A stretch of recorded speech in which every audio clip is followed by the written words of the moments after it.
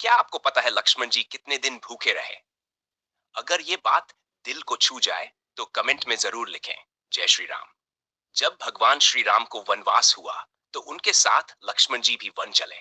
14 वर्षों तक लक्ष्मण जी ने न केवल अपने भाई की सेवा की, बल्कि हर कठिनाई को सहज भाव से सहा। उन्होंने न केवल सुख सुविधाओं का त्याग किया, बल्कि अपने कर्तव्य को धर्म मानकर निभाया। वनवास के पूरे 12 वर्षों में लक्ष्मण जी ने न पत्नी का स्पर्श किया, न भोजन का भोग लगाया। उन्होंने बस राम सेवा को ही जीवन का उद्देश्य बना लिया।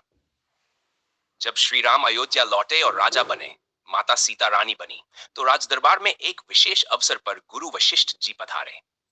उन्होंने राम जी से कहा, राम, इस धरती पर लक्ष्मण जैसा भाई किसी को नहीं मिला, न मिलेगा। राम जी ने मुस्कुराते हुए कहा, गुरुदेव, इन्होंने न नींद ली, न नारी का स्पर्श किया, लेकिन भोजन तो किया ही है। जब ये मुझे कंदमूल फल भर भर के लाकर देते थे, तो मैं भी इन्हें उतना ही वापस देता था।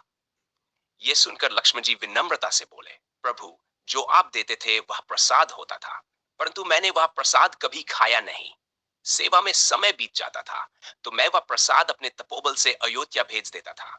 मैंने प्रण लिया था कि जब वनवास पूर्ण होगा, तभी राम का दिया हुआ प्रसाद ग्रहण करूंगा। राम जी ने हैरानी से पूछा, तो क्या तुमने 14 वर्षों तक कुछ नहीं खाया? लक्ष्मण बोले, नहीं प्रभु, कभी नहीं।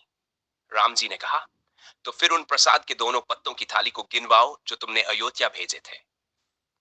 गिनती शुरू हुई, लेकिन गिनने पर कुछ दोने कम निकले। राम जी ने प्रश्न किया, लक्ष्मण, ये दोने कहाँ गए? क्या तुमने उन दिनों भोजन कर लिया था?